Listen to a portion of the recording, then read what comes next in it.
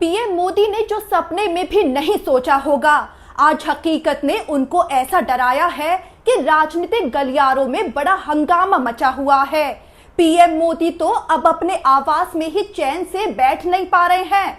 पहले राहुल गांधी ने उनके आवास तक पहुंचकर हल्ला बोला था और अब अरविंद केजरीवाल पीएम मोदी के आवास तक पहुंचकर उनके पसीने छुटाने जा रहे हैं। यानी पीएम मोदी का उनके आवास में ही बैठना अब मुश्किल हो गया है। वहीं इसी के साथ आपको इस खास रिपोर्ट में एक और पहलू बताएंगे जो जुड़ा है कॉकरोच जनता पार्टी के फाउंडर अभिजीत दीपके से।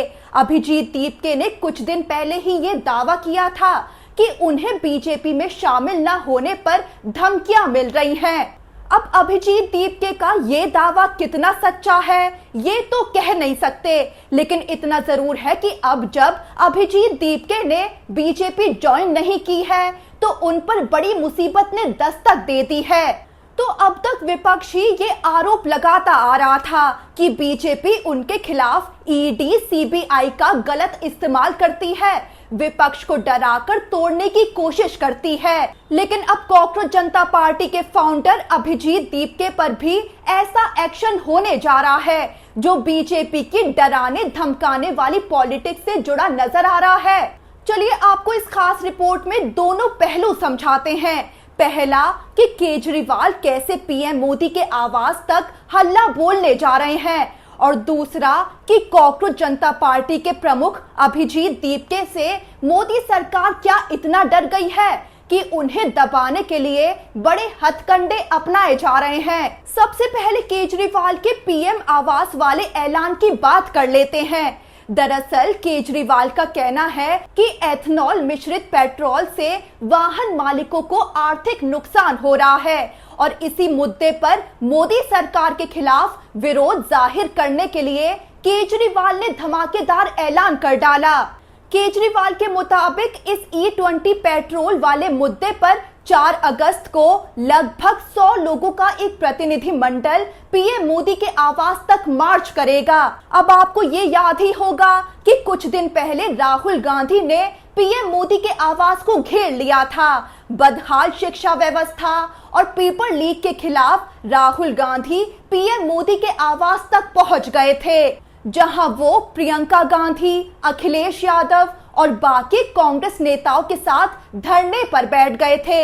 हालांकि अमित शाह की पुलिस उन्हें उठाकर पकड़ कर ले गई थी। वहीं आपके लिए ये भी समझना जरूरी है कि राहुल गांधी ने पीएम मोदी के आवास तक जाने का प्लान बेहद सीक्रेट रखा था और यही वजह थी कि वो पीएम आवास के करीब पहुंचने में कामयाब भी हो गए थे। लेकिन अरविंद केजरीवाल ने तो अभी से ये ऐलान कर डाला है कि 4 अगस्त को वो पीएम मोदी के आवास तक मार्च करेंगे, जिसमें 100 लोग उनके साथ शामिल होंगे। अब केजरीवाल का ये प्लान कितना कामयाब होता है ये बड़ा सवाल है। जाहिर सी बात है कि अमित शाह की पुलिस उनके इस प्लान में अडंगा बनकर जरूर सामने खड़ी होने वाली है, जिसके तहत सड़कों पर बड़ा टकराव देखने को मिल सकता है। वहीं केजरीवाल के प्लान को जरा समझें तो पेट्रोल में 20% एथनॉल मिलाने की केंद्र सरकार की नीति के खिलाफ आम आदमी पार्टी ने अपना आंदोलन और तेज कर दिया है। अरविंद केजरीवाल का इरादा है कि 4 अगस्त को प्रधानमंत्री आवास तक मार्च निकाला जाएगा और इस दौरान प्रधानमंत्री मोदी को ज्ञापन सौंपकर E20 पेट्रोल नीति को वापस लेने की मांग की जाएगी। केजरीवाल का कहना है कि मोदी सरकार ने लोगों से बिना जरूरी चर्चा किए E20 पेट्रोल लागू कर दिया है, जिससे लाखों वाहन मालिकों को आर्थिक नुकसान उठाना पड़ रहा है। यानी मोदी सरकार ने जनता पर E20 पेट्रोल नीति थोप दी है, जबकि लोगों को इससे भारी नुकसान उठाना पड़ रहा है। केजरीवाल एक तरह से मोदी सरकार के रवैये की आलोचना कर रहे हैं कि मोदी सरकार अपनी तानाशाही चलाकर जनता पर जबरदस्ती ऐसी नीति थोप रही है जो जनता को भारी नुकसान पहुंचा रही है। ऐसे में केजरीवाल ने बताया है कि 3 अगस्त को देश भर से लोगों के हस्ताक्षर और शिकायतें जुटाई जाएंगी। इसके बाद 4 अगस्त को करीब 100 लोगों का प्रतिनिधिमंडल प्रधानमंत्री आवास तक मार्च करेगा और पीएम मोदी को ज्ञापन सौंपेगा। केजरीवाल का कहना है कि इस अभियान का मकसद सरकार तक आम लोगों की चिंताओं को पहुंचाना है। अब बड़ी बात यह है कि पीएम मोदी के आवास तक ही विरोध की आवाज पहुंचने लगी है। ये तो पीएम मोदी ने सपने में भी नहीं सोचा होगा। पहले राहुल गांधी ने पीएम मोदी के आवास के बाहर पहुंचकर धमाका कर दिया था और अब केजरीवाल इसी तैयारी में दिख रहे हैं। इतना तो तय है कि मोदी सरकार अब अपने सबसे बुरे दौर से गुजर रही है, जहां हर तरफ से विरोध की आग उठ रही है और वो समझ नहीं पा रही है किस आग को कैसे बुझाया जाए।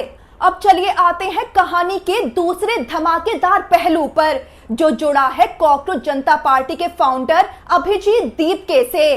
दरअसल आपको याद होगा कि अभी हाल ही में अभिजीत दीपके ने यह बहुत बड़ा दावा किया था कि उन्हें बीजेपी की तरफ से पार्टी में शामिल होने के कई ऑफर मिल रहे हैं और साथ ही ऑफर ठुकराने पर धमकियां दी जा रही हैं। अभिजीत दीपके के मुताबिक उन्हें धमकियां मिली हैं कि अगर बीजेपी में नहीं आए तो उनके परिवार के लिए अच्छा नहीं होगा। लेकिन अभिजीत दीपके ने कहा था कि वो इन धमकियों से डरने वाले नहीं हैं।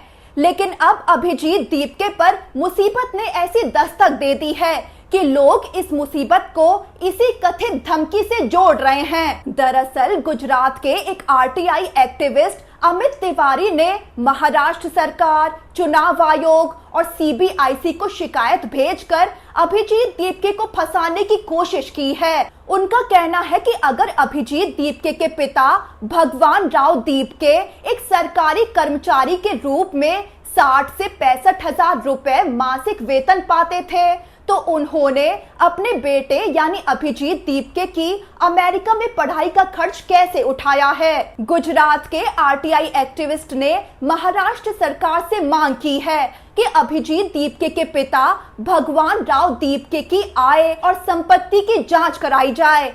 इसके अलावा उन्होंने चुनाव आयोग से भी शिकायत की है कि क्या कॉकरोच जनता पार्टी एक रजिस्टर्ड राजनीतिक पार्टी है। शिकायत में कहा गया है कि अगर ये संगठन किसी राजनीतिक दल की तरह काम कर रहा है और लोगों से चंदा भी जुटा रहा है तो इसकी कानूनी स्थिति साफ होनी चाहिए। अब अभिजीत दीपके और कॉकरोच जनता पार्टी पर इन सभी शिकायतों और जांच की मांग को लोग उस दावे से जोड़कर देख रहे हैं जिसमें अभिजीत दीपके ने आरोप लगाया था कि बीजेपी की तरफ से उन्हें धमकी मिली है कि अगर वो बीजेपी में शामिल नहीं हुए तो उनके और उनके परिवार के लिए अच्छा नहीं होगा।